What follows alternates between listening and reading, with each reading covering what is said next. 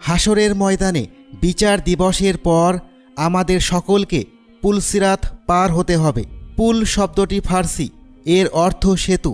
সিরাত আরবি শব্দ, এর অর্থ রাস্তা বা পথ। সুতরাং এর অর্থ দাঁড়ায় সেতুর পথ।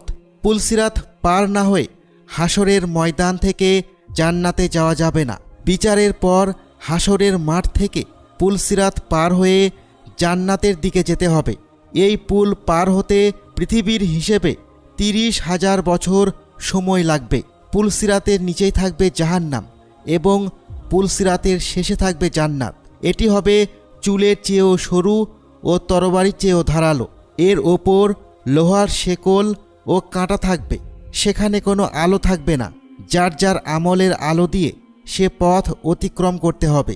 মানুষ এর উপর দিয়েই গমন করবে, কেউ চোখের পলকে, কেউ বিদ্যুতের গতিতে